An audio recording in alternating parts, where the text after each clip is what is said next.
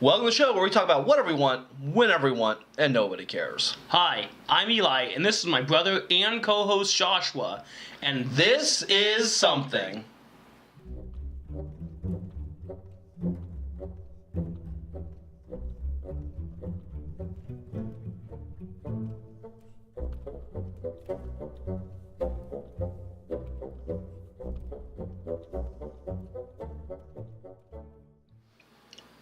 Hey guys, welcome back to This Is Something. Hope you're having a beautiful day. Mm-hmm.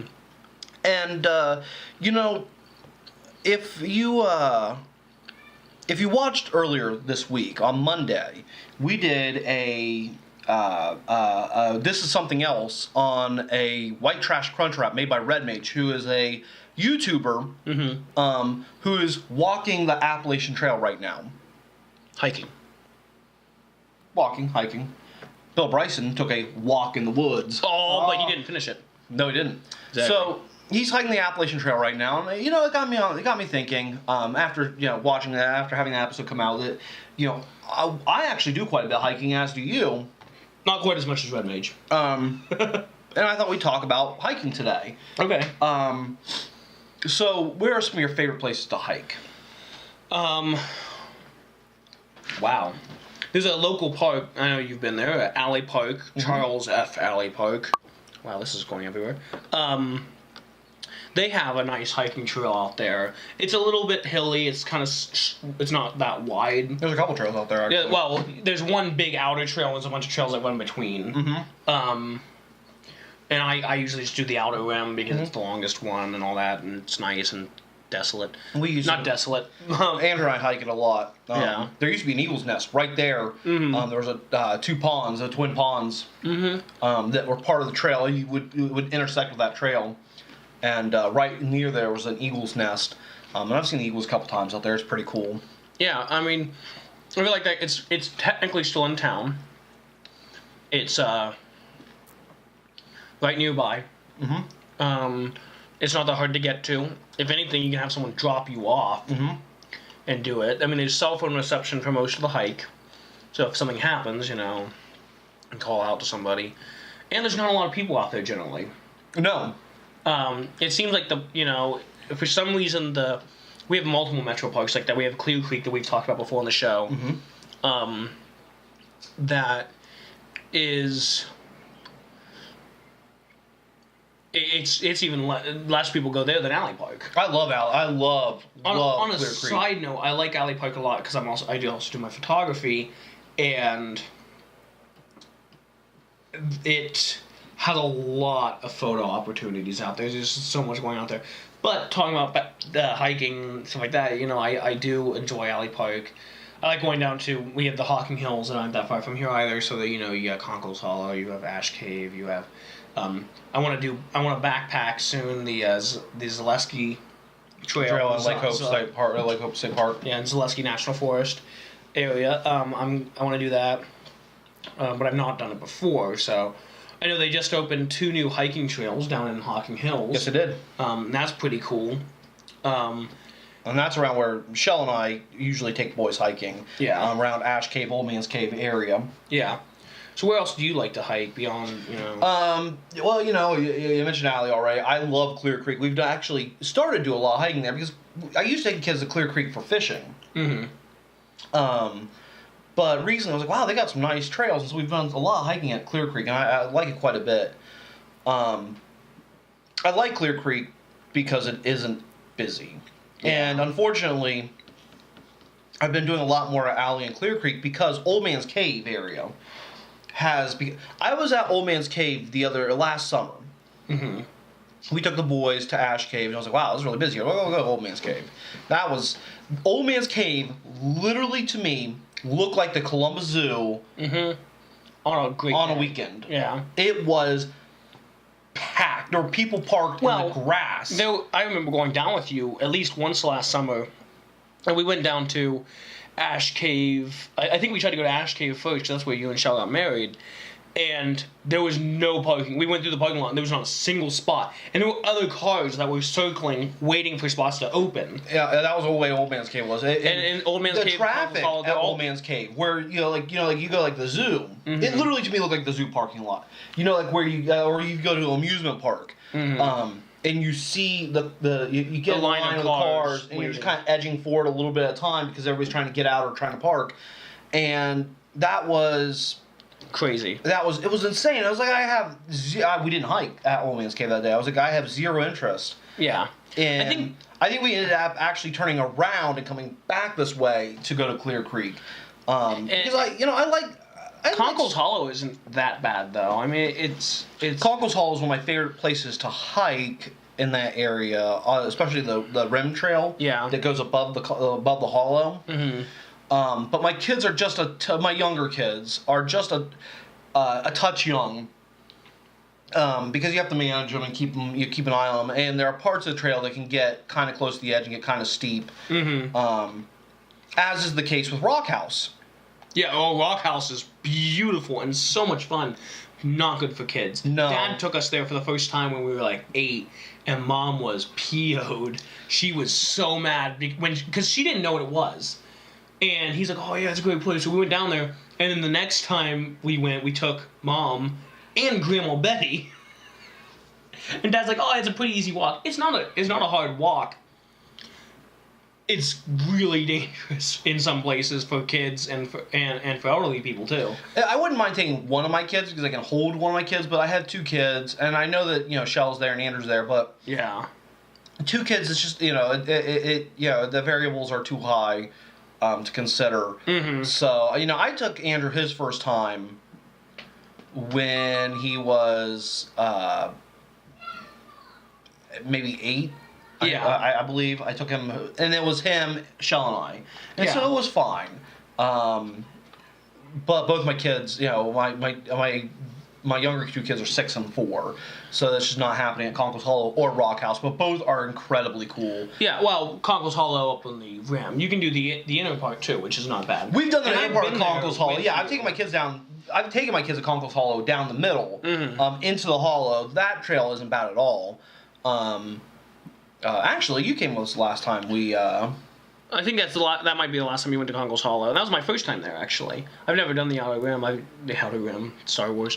I've never done the upper rim there, the rim trail, but I have done with you guys. We did the hollow part, the hollow, which was pretty cool. So I'd like to do that again.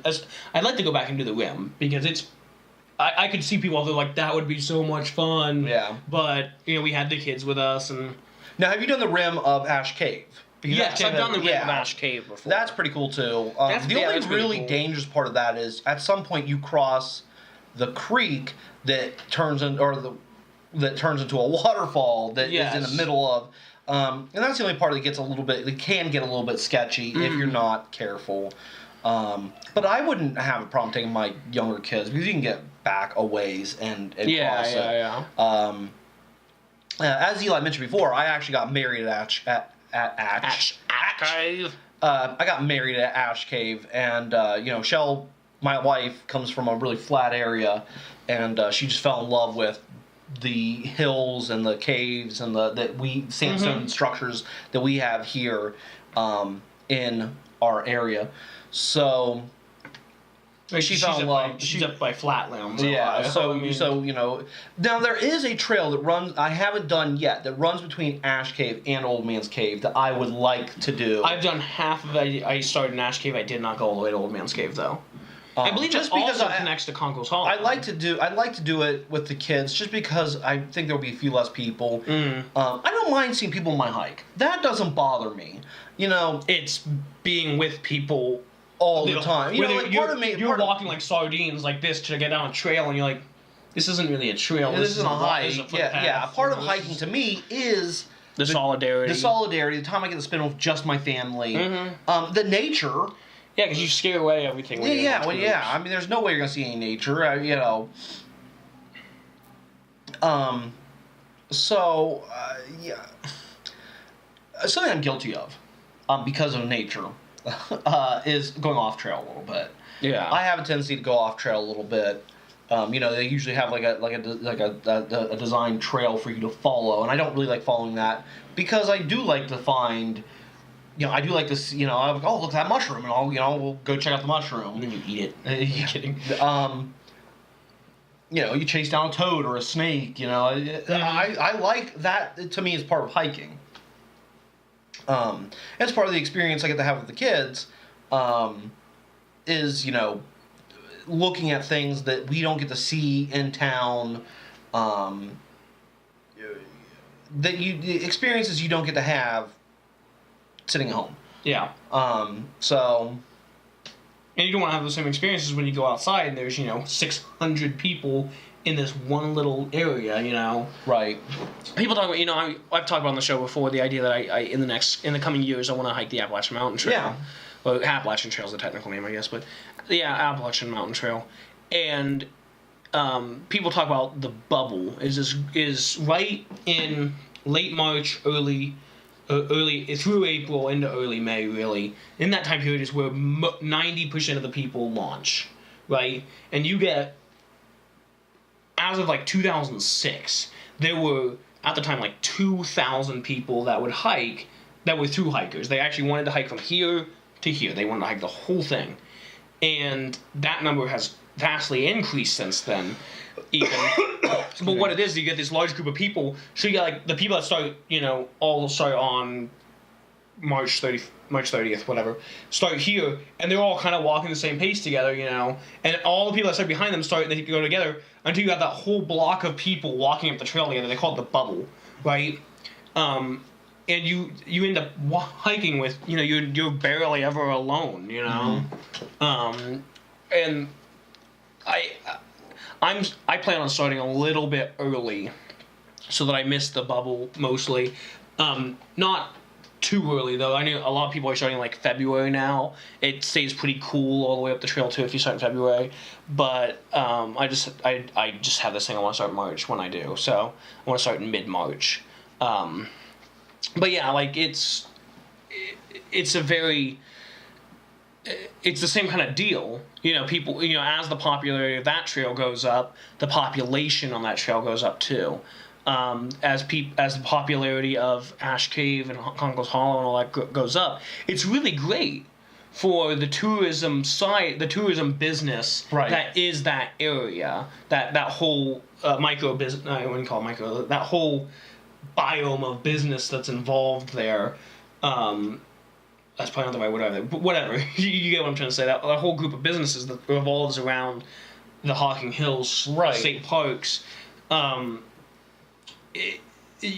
as they grow, it's really great for the tourism side, the business side, but for people that actually want to go out there just to be out in nature, it's no longer that anymore. It's kind of the same with camping. We used to camp all the time at Tar Hollow, but we always camp primitive. We don't really camp at the electric sites. Right. But now Tar Hollow only offers 8 electric sites, and they have 160 sites in all. I'm taking the boys hiking here in a couple weeks, and we used to hike, like you said, as kids at Tar Hollow quite a bit, and I'm probably going to take them to Lake Hope to hike, because I think there's a few. I think they're primitive sites. Yeah, camp. Hike. Yeah. The primitive sites I think are a little more spread out. Yeah. And I think they separate it quite a bit from the electric. And they also have cabins there too. And the cabins are fun. But that's a different experience in itself. A different experience. It's like going to a different house. Yeah, it's kind of getting a hotel, but a small, private hotel. Yeah, I mean it's a little different. Room service. I'm kidding. So I do. It's always fun to find new places that aren't as packed. Now, when I was reading, I was talking about those new trails down in Hocking Hills, and something that somebody had mentioned is that the idea that they weren't just built because one of them used to be a trail and it became decrepit in the last 30 years. No one paid attention to it, and they just revived it and brought it back. And the new one's actually new. Mm-hmm. The other one's new, completely new. And one thing I'm wondering is if it'll help ease the other ones, especially because they're so new. I kind of think not, and I'll tell you why. I think the majority of people that hike Conkle's Hollow do the gorge, do the hollow. Yeah. The majority of people go to Ash Cave just do that to the cave and back. And the majority of people that go to Old Man's Cave go into Old Man's Cave. They don't take all the extra trails are around. Mm-hmm. But the good news is for people who, like myself, who do like to hike, or yourself, The extra trails. we can do the extra trails and maybe not run into so many people. Yeah. You were talking about Tar Hall a little earlier. I was thinking that Tar Hall had some nice trails too, and they even have a trail that was called the Fire Tower Trail, and there's an old fire tower. The old. And I got some pretty cool shots of the fire tower when I was up there a couple years back. It's still there, thank God. Like, a lot of fire towers are now going down too because they don't use them anymore. Yeah. So, guys, we'll be back in just a few seconds After this commercial break.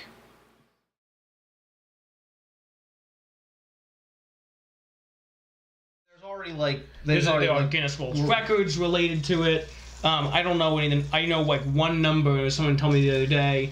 They were talking about on the nose, which I can sort of do if I can get it balanced.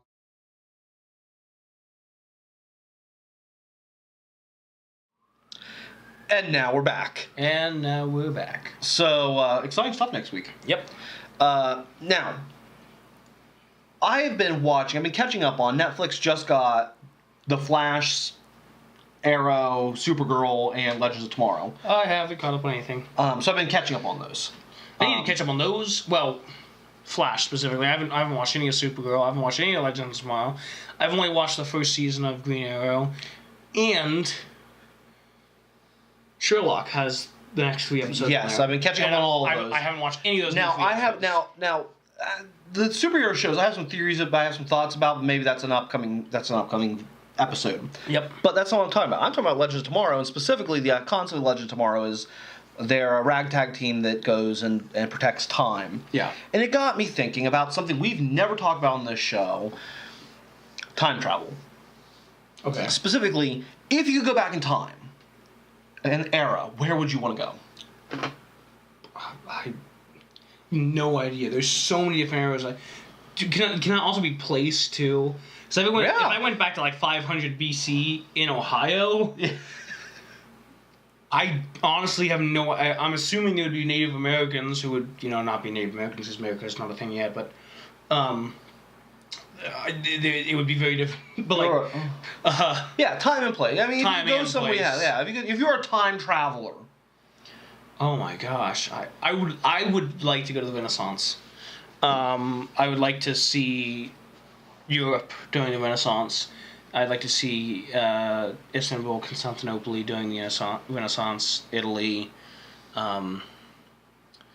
just Europe in general during the Renaissance. That's a very special time in history of creation, of invention, of art. It's... Yeah, I'd say the Renaissance. That would be definitely one of my choices for sure. It'd be really cool to be able to go out and actually see, the painting in the Vatican by Michelangelo being done. It is Michelangelo, right? Yeah. I'm sorry if it's not. I'd like to see, especially when it's actually happening. Now you have to go to a museum to see the Mona Lisa. You have to go to a museum to see, all this different stuff. So, go back to a time when scissors didn't exist because Leonardo da Vinci hadn't invented them yet. So, stuff like that. Definitely the Renaissance would be a choice. A time of acting where Shakespearean musicals and stuff were being done in a very different fashion. Every single thing was made on the... You could also be going in and hide the assassins. Yeah, of course, the Assassin's Creed. Ezio Auditore da Firenze would be a friend of mine. I have a couple places I'd like to go, but I'll give my practical one first, because I have more fun ones. The 90s. Back before Eli and Sam were born. If I go back to the 90s, if I could raise a family in the 90s... Yeah. Here's the thing. The 90s were safe. Mm-hmm. It was a great era of music and TV shows and cartoons. Yep. It was prosperous. We were prosperous in the 90s. We were at a. I think now. Bill Clinton. I think now of raising my kids today, and I think about my parents raising us and then raising me in the 90s. You guys came in 95, so you're going more towards the.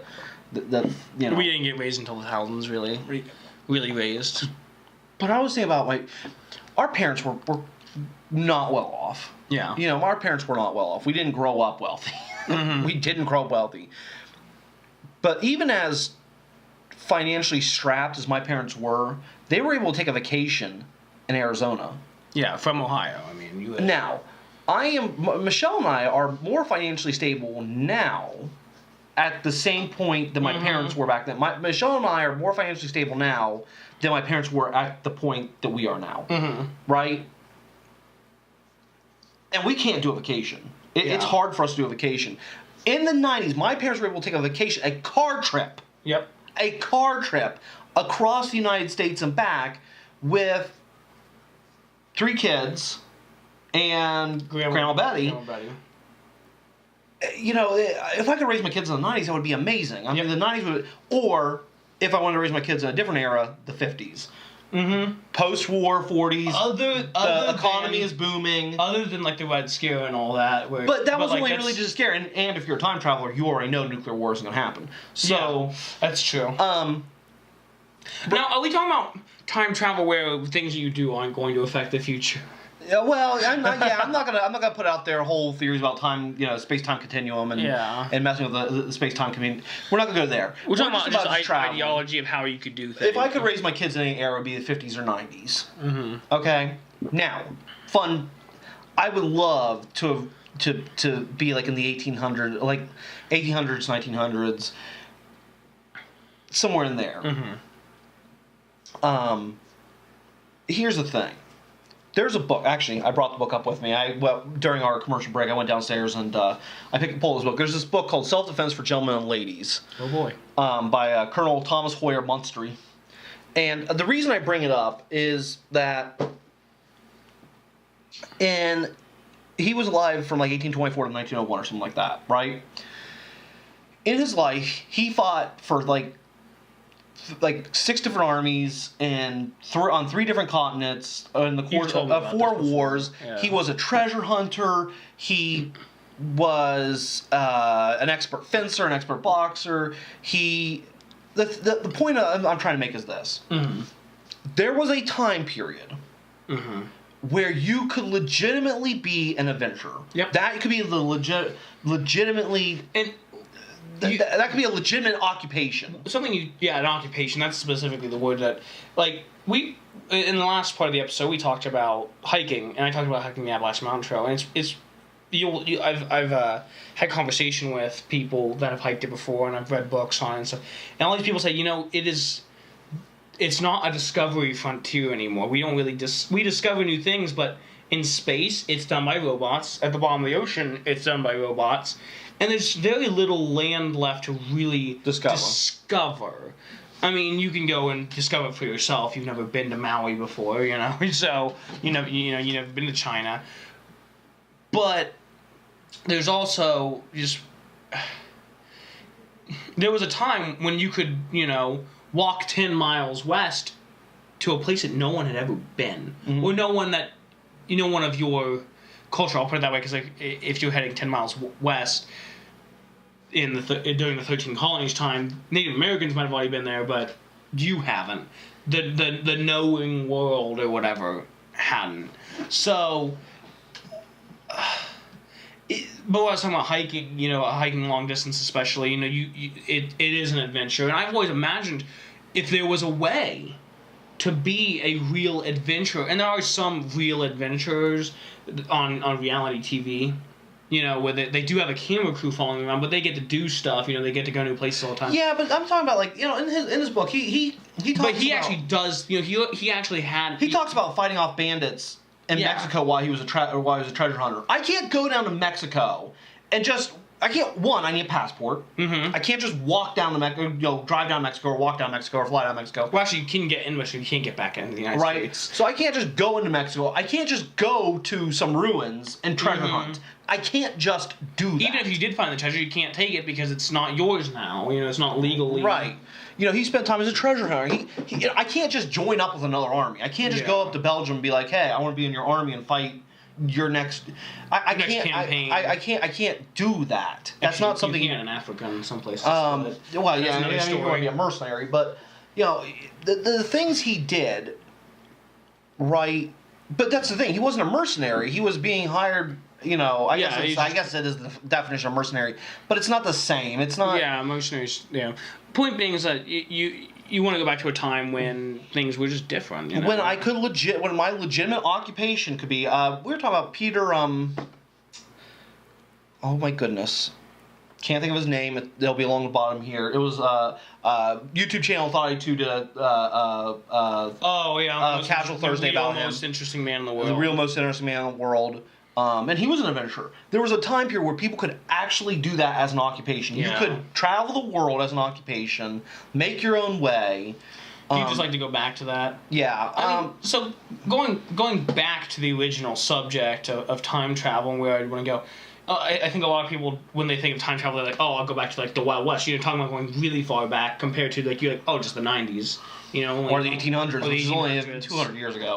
It's not... Like, if I went back to somewhere in the 1900s, I would like to visit the 20s, see just a little bit of the roaring 20s. I would like to see the political climate in the 50s.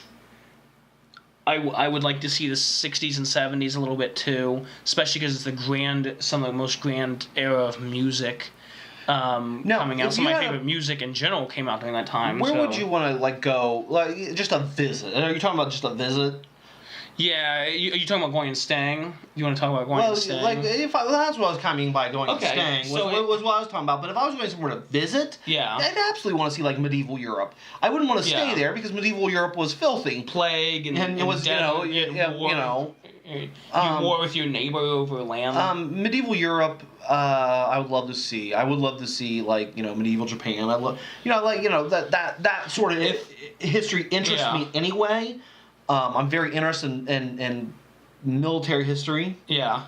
So any of those, I'd love to see a cavalry charge. I'd like to actually witness a cavalry charge. I'm very, very interested in that. I love the idea of cavalry charge.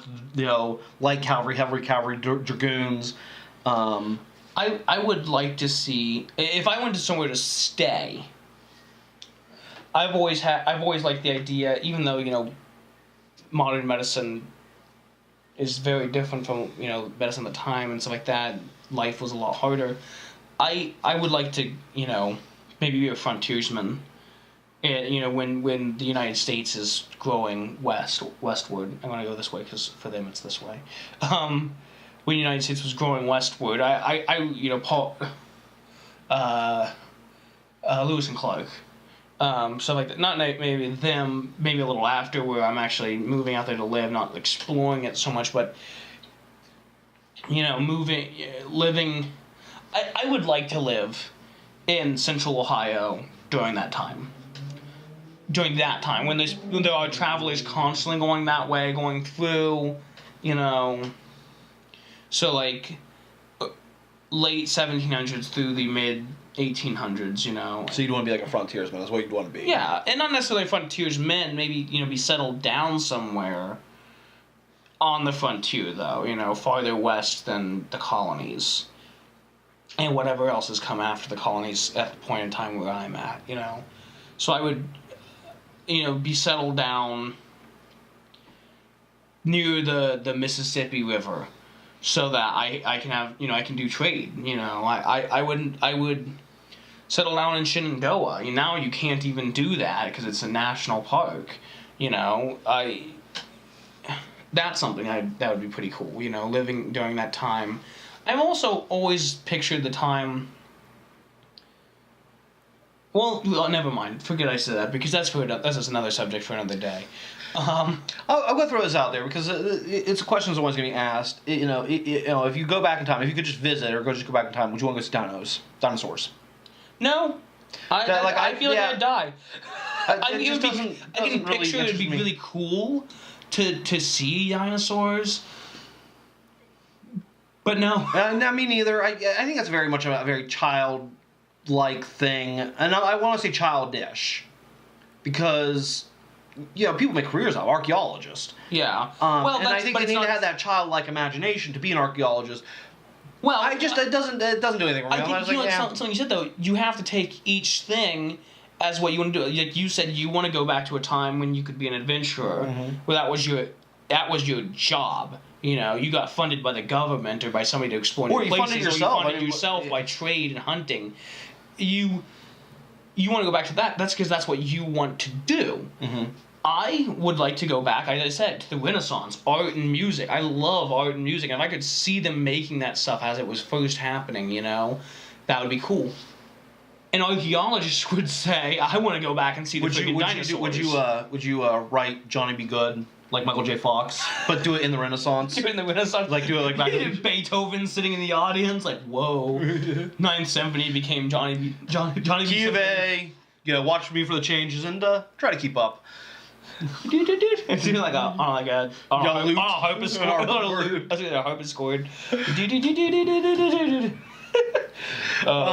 I'd choose a different song though. I don't know. I ruined that joke. So anyway, that looks like about the end of our episode. Yep. Guys, comment below. If you go anywhere back in time, where would you want to go? Mm-hmm. What would you want to see? Also, if you could hike anywhere, or if you have hiked anywhere, let us know below. We like to hear about that stuff all the time. Absolutely. And, well, I think that's about it. That's it. Until next time, I'm Eli. I'm Joshua. And this is Something. We hope you liked today's video. Don't forget to like and subscribe, and leave a comment because we enjoy chatting with you. Also, check us out on Instagram and Facebook at This Is Something. All the links are below. Thanks, and have a beautiful day.